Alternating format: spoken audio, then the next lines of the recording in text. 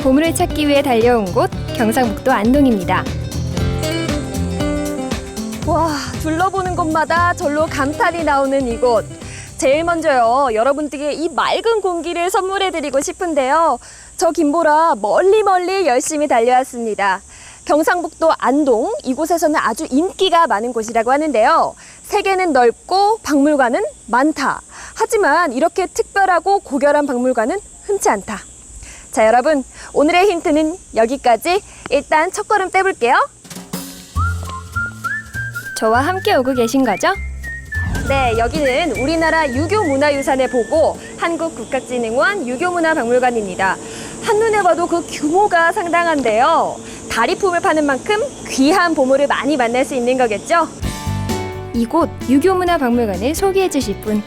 원장님 안녕하세요. 네, 김보라입니다. 반갑습니다. 네, 원장님, 이곳 한국국가진흥원 유교문화박물관 아시는 분들도 많으시겠지만 모르시는 분들을 위해서 자세히 소개 부탁드릴게요. 유교문화박물관은 저희 그 유교문화권이라고 하는 경북 북부 지역에서 한 천여 년 동안에 전성되어 왔던 전통 기록 유산들, 즉 우리 선조들의 유교 문화에 기초했던 생활상을 보여줄 수 있는 자료들을 토대로 해가지고 수신제가 치국평천하라고 하는 대학의 그런 구절들을 주 스토리 라인으로 해서 유교 문화를 보여주기 위해서 설립되어 있고 또 운영되고 있는 그런 박물관입니다. 이제 보물들을 만나러 갑니다. 선생님 안녕하세요. 안녕하세요. 반갑습니다. 네. 가장 먼저 반기는 이 그림이 왜 유교유물일까요? 이 그림은 현재 여기서 얼마 떨어져 있지 않은 도산서원을 그린 그림입니다. 이 그림을 그린 주인공은 조선시대 때 한성 판윤, 그러니까 지금 서울시장을 지냈던 효암 강세황 선생이 그린 그림입니다. 왼쪽에 보이시는 저 글씨는 퇴계 선생도 나를 못 봤고 나도 퇴계 선생을 뵙지 못했지만 퇴계 선생을 비롯한 옛 성현들이 가던 길이라는 것은 자신을 수양하고 학문을 하고 공부하던 그 길이 책을 통해서 또 여러 가지 전적을 통해서 내가 알 수 있으니 어찌해서 내가 그 성인이 그 공부했던 그 길을 성인의 그 학문을 가르침을 배우지 아니하겠는가 그런 뜻입니다. 자, 이번엔 어떤 보물을 만날까요?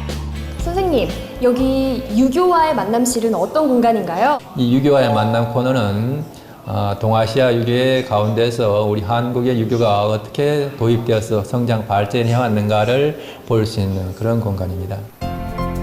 이곳에서는 공자님의 일생도 만날 수 있고요. 바로 그 공자님의 영향력도 직접 확인할 수 있습니다. 또 동아시아 유교부터 우리 유학의 흐름까지 꼼꼼하게 살펴볼 수 있는데요. 유교와의 만남이 첨단화돼서 전자영상으로 유학자의 초상도 만날 수 있어요. 이 공간의 이름은 유교와 수양인데요. 여기 이 모형도 가르침의 의미가 있겠죠? 선생님, 이쪽에 모형이 있네요. 네, 이걸 한자로 바꾸게 되면 태소응대라고 하는 겁니다. 공부를 하기 전에 사람으로서 갖춰야 될 덕성이 중요하다는 것입니다. 물 뿌려서 마당을 쓰고 부모님 아침 저녁으로 부모님의 인사를 여쭙고 또 바깥에 손님이 오시면 큰 소리로 가서 맞이하고 문을 열어 들어가서 반갑게 맞이하고 공손하게 인사하는 그러한 그 인간으로서 기본적인 덕성을 갖추고 난 다음에 공부를 해야 그 공부가 비로소 이 사회와 국가에 유용한 공부가 될 수 있다는 것을 보여주는 그런 컨셉입니다. 코너입니다. 이곳이 바로 오륜마을인데요. 어쩐지 특별한 가르침이 전해집니다. 와, 선생님, 이곳에는 마을을 모형으로 이렇게 꾸며놨네요. 예, 이 코너는 오륜마을이라고 이름 붙였습니다. 오륜이라는 것은 유교는 기본적으로 관계의 그 학문입니다. 5가지 인간관계의 실천 덕목을 담고 있는 오륜의 내용을 쉽게 보여주는 모형마을인데요. 살아가면서 지켜야 할 도리가 무엇인지 다시 한번 돌아보게 만드는 공간입니다. 선생님, 이건 예. 뭔가요? 예, 이거는 팔인신방이라고 해서 퇴계 선생께서 자기 자신의 건강을 어떻게 관리해야 되는가를 활인신방은 퇴계 이황의 저서에 담긴 일종의 체조인데요. 마음 다스리기를 통해 건강을 유지하는 방법을 소개하고 있어서 저도 직접 한번 따라해봤습니다. 긴 여행으로 쌓인 피로가 슬슬 빠져나갑니다. 한결 가뿐한 몸과 마음으로 다시 가볼까요? 이번엔 유교와 가족 전시실입니다. 사람은 누구나 태어나게 되면 이제 성년이 되게 되는데 이 공간에서는 이제 관례, 계례, 남자, 여자가 성인이 되는 그런 것들을 보여주고 있고요. 또 관례, 계례를 치르고 나서 얼마간의 시간이 들으면 시집장가를 가야 하잖아요. 그러니까 시집장가를 가게 되는 그런 코너.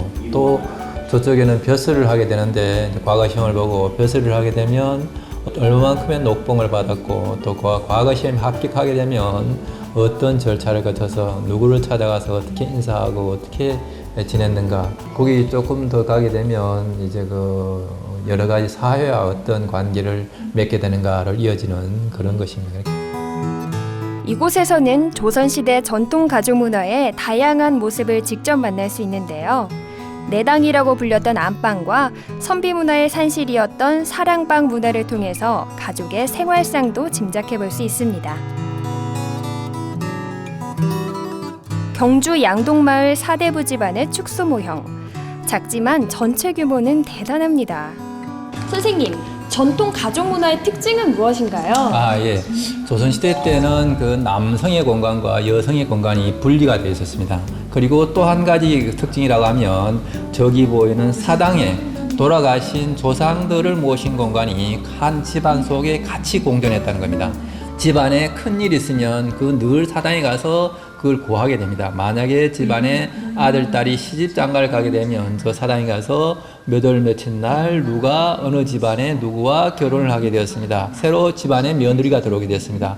내 딸이 어느 집안을 시집을 가게 되었습니다. 라는 것을 사당에 알리게 됩니다. 또 하나의 특징이라고 하면 저 앞에 보이는 행랑채라고 해서 머슴들, 집안에서 일을 하는 분들, 사람들의 공간과 그런 것들이 한 공간 속에 어우러져 있었던 공간이죠. 유교 공동체의 토대는 역시 우리의 가족 문화였습니다. 네, 선생님, 여기 가족 전시실에서 대표 유물 한 가지만 꼽으신다면 뭘 꼽으시겠어요? 여기 있는 요 평생도를 들 수 있겠습니다. 평생도라는 것은 사람이 태어나서부터 이제 죽을 때까지 일생 동안을 살면서 가장 중요하고 의미 있는 것들을 모아서 이렇게 그림으로 그린 것들이죠. 이번엔 유교와 사회입니다.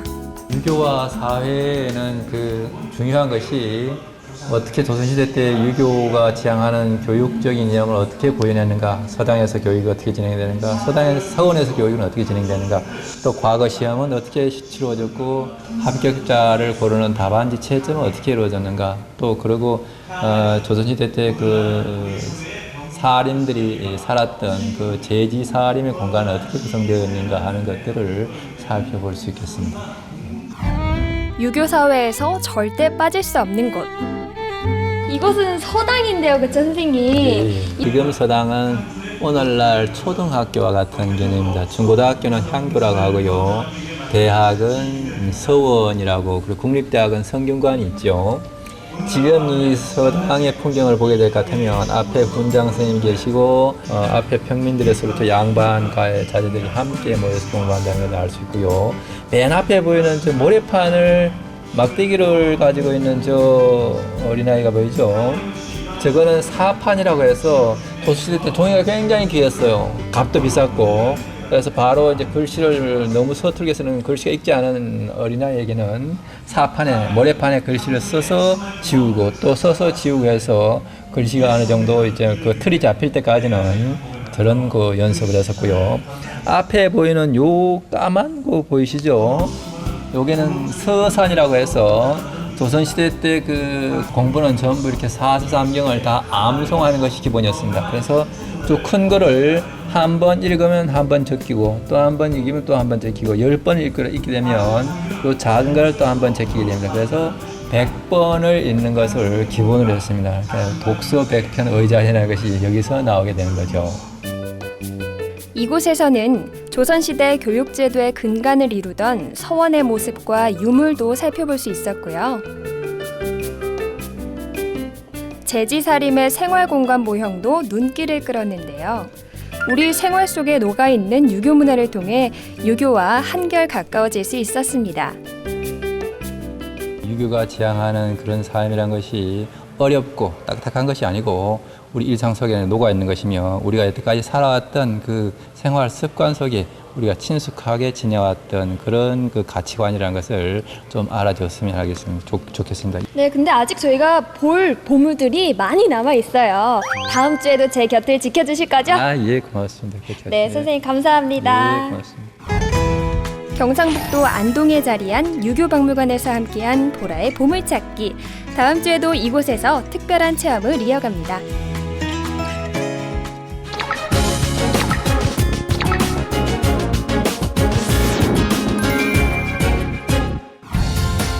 강원도 문화의 중심지 강릉에 자리한 강릉향교. 우리나라 향교 중에서 단연 긴 역사를 자랑하고요. 그만큼 많은 선비들을 배출한 곳인데요. 오늘은 700년 역사를 간직하고 있는 강릉향교를 찾았습니다.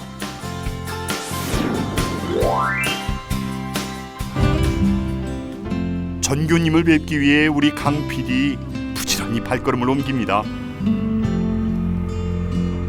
예, 오늘 강릉한교를 찾아온 강 PD입니다.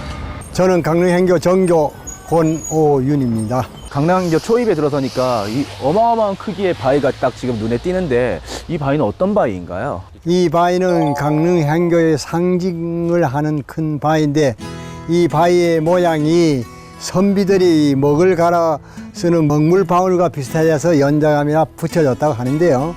이 바위의 그 역사는 이 향교 역사와 같이 하고 있습니다. 강릉향교의 특징은 향교 안에 학교가 있다는 건데요. 유교의 인성교육이 기본이라는 이 학교는 어떻게 이곳에 세워졌을까요? 이 고등학교는 강릉 명륜고등학교입니다. 인문고등학교인데 역사적으로 보면은 우리 강릉향교가 설립한 향교라고 봅니다. 이 부지라든가 이 앞서서 명륜중학교가 있었어요.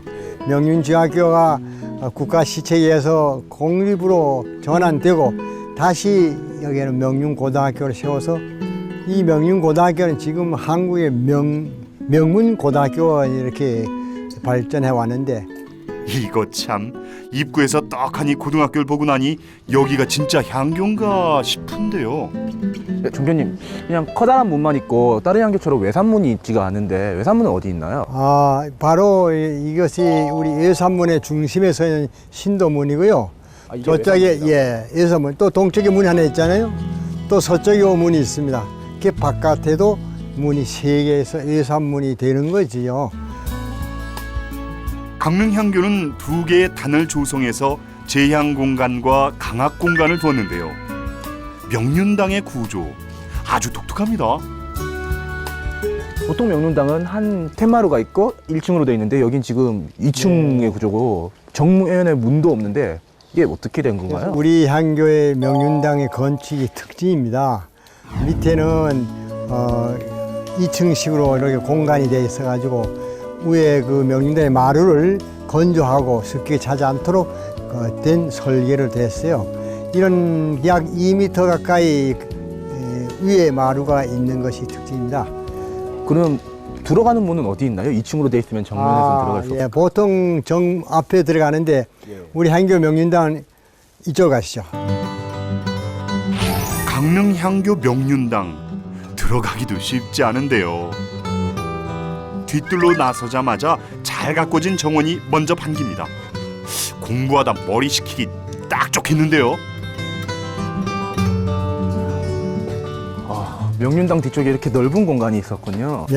이 명륜당 뜰의 이 잔디는 이 옛날에 선비들이 글 공부하다가 잠시 휴식을 취하는 이 공간입니다. 긴 누각 형식으로 지어진 명륜당. 좌우 길이만 봐도 크기가 짐작이 되시죠? 명륜당은 정말로 한국에서 제일 큰 명륜당이라 해도 과언이 아닙니다. 우리나라에서 제일 크다는 강릉향교의 명륜당. 과연 그 내부는 어떨까요?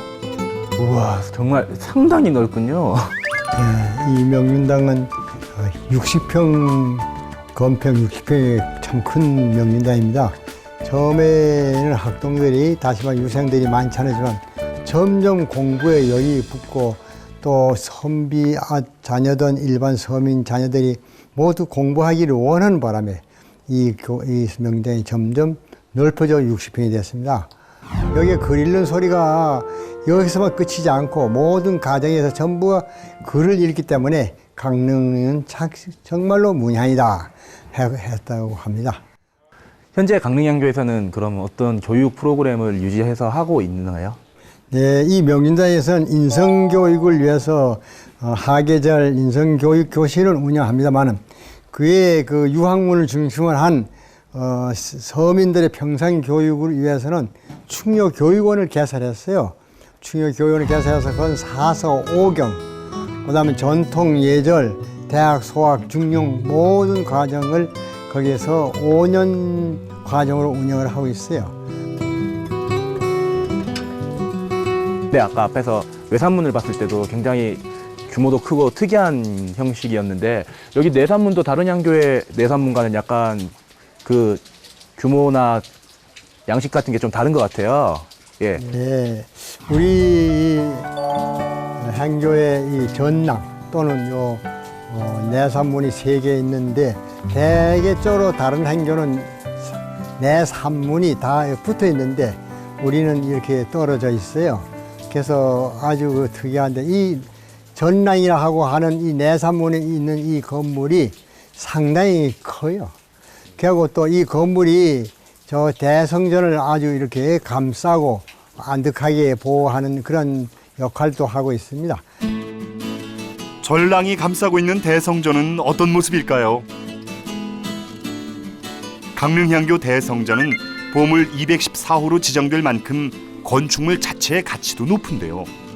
강릉향교 대성전과 역시 옆에 동무서무가 있는데 이곳 강릉향교에는 몇 분 정도의 위패를 모시고 있는 건가요? 네, 우리 강릉향교는 이 대성전에 21분, 공자님을 비롯해서 안자, 증자, 자사, 맹자, 오성분가, 그 다음에 공자님의 제자 공문 10철, 그 다음에 송나라 현인 6분에서 21분이 대성전에 봉안되어 있고요.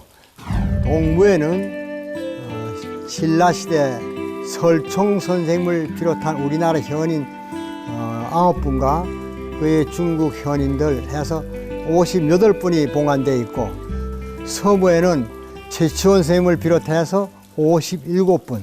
그래서 이것이 동서부에 115분이 봉안되어 있습니다. 정면 5칸, 측면 3칸 규모로 이루어진 대성전은 단아하면서도 절제된 향교 건축의 전형을 보여주는데요. 대성전은 1313년에 지어졌다가 약 100년 후에 화재로 소실되고 그 후에 2년 후에 1413년에 새로 중건된 겁니다. 역사성으로 볼 때는 조선 초기에 지어졌지만 이 건물 양식은 이 기둥은 배흘림이고 요 안에는 주심포 양식으로 지어서 이것이 우리 나라에서 지은 보물 214호입니다.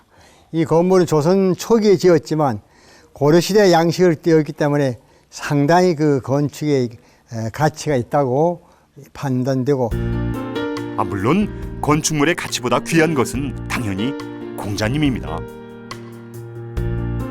왼손을 위에 놓고 땅을 잘 짚으세요. 향을 3번 약간 눈높이래요. 또 한 번 눈높이로 살짝 올렸다가 가볍게 다시 한 번 더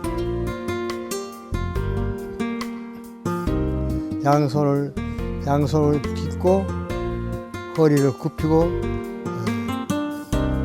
다시 일어나세요. 평신하면 일어나세요. 이제 행을 다른 것은 하나는 강신의 행인데 강신이라는 것은 내린다. 신을 받아 내려서 모시는 행위입니다. 그래서 3번 행을 다루는데 행을 눈높이로 한다는 것은 겸손한 자세로 향을 다룬다는 의식이 되겠어요. 흐르는 물에 담긴 맑은 정신이 강릉 향교를 지키고 있습니다. 정교님 오늘 강릉향교를 너무 잘 알려주시고 너무 잘 소개해 주셔서 감사합니다. 네, 앞으로도 강릉 향교가 우리 유림 발전과 향교 발전에 토대가 되도록 노력하겠습니다. 오늘 감사합니다. 강릉 향교의 700년 역사가 내일로 향합니다.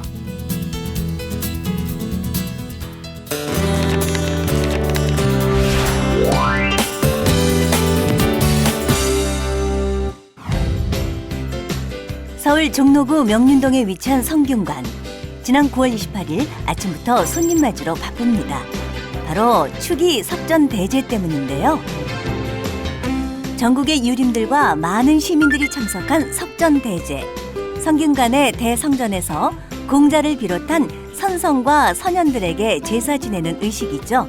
유교 제사 의식의 전범이기도 한데요. 저는 무용학과 학생인데 1년에 2번 하는 석전 대제에 일무라는 것이 있어서 무용학과의 학생 일원으로서 일무에 참여하게 되었습니다.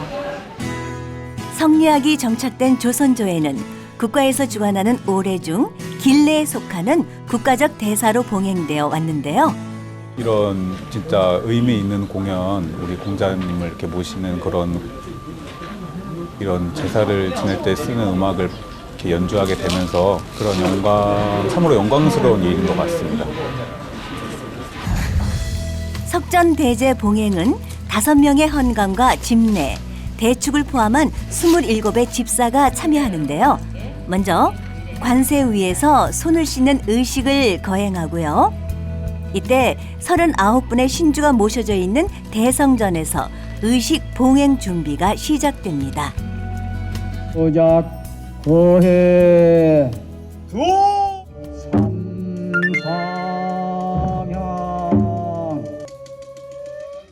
전패례는 초헌관이 공자, 안자, 증자, 자사자, 맹자 쉬니 전에 차례로 패백을 올리는 의식인데요.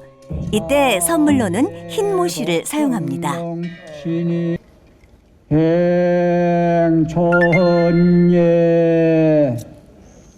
초헌례는 공자와 사성인 쉬니 전에 처음 뜬 술을 올리는 의식인데요. 이때 대축일에 석전을 봉행함을 알리는 축문을 읽습니다. 해사 9월 28일 행아헌예. 아헌관이 두 번째 잔을 올리는 의식이 아헌례인데요. 이때는 중간 정도 익은 술을 올립니다.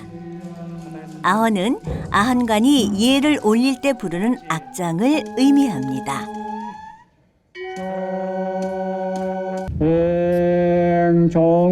행정헌예 겸 분현예. 종헌관이 세 번째 잔을 올리는 의식이 종헌례입니다. 이때 올리는 술은 숙성한 맑은 청주인데요. 이와 동시에 행해지는 분헌례는요. 공자의 제자 십철과 송나라의 육현 그리고 우리나라의 18연에게 분양을 하고 청주를 올리는 의식입니다. 전자 전오신이 전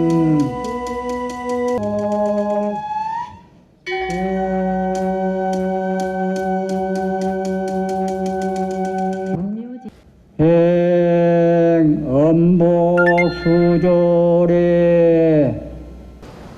음복례는 초헌관이 대축을 대동하여 복주를 마시고 조육을 맛보는 절차고요. 그 다음은 대축이 재물을 거두어 드리는 의식인 철변두가 행해집니다. 헌관이야 제위자대 사배. 그리고 헌관 이와 집례자 전원이 4번 절을 올리는데요. 초헌관이 패백과 축문을 태우고 땅에 묻는 망료례를 마지막으로 석전 대제 봉행 순서는 모두 끝이 납니다. 이날 봉행된 축의 석전대제에는 무용과 학생들과 전통음악과 학생들이 8일 모아 문묘 제례악 연주로 참여했는데요. 유교에 대한 관심이 높아지면서 많은 시민들이 이 석전대제 봉행에 참여했고요.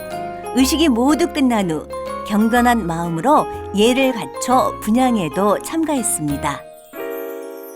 성균관에서 진행하고 있는 1년에 2번 있는 큰 국가 행사로 알고 있습니다. 자세한 건 모르지만 눈으로 직접 와서 확인해 보려고 참석하게 되었습니다. 우리 한교에서 지낸 것보다 다른 것이 많습니다. 많이 배워갑니다. 초등학교 때 미국으로 가서 공부를 쭉 해와서 좀 한국 문화에 대해 좀 모르는 게 많은데 오늘 행사를 통해서 유교에 대한 문화 같은 것도 많이 배우고 생소하지만 신기하기도 하고 재밌었어요. There's also like a similar ceremony in Taiwan, so that I want to see that how a Korean perform this ceremony, so I came with my friends. 공자와 유교를 계승한 여러 선현들의 학덕을 예로서 받드는 석전대제. 문묘 의례의 정수를 만나는 축의 석전대제가 올해도 어김없이 성균관에서 봉행됐는데요. 선현의 소중한 가르침을 배울 수 있는 뜻깊은 시간이었습니다.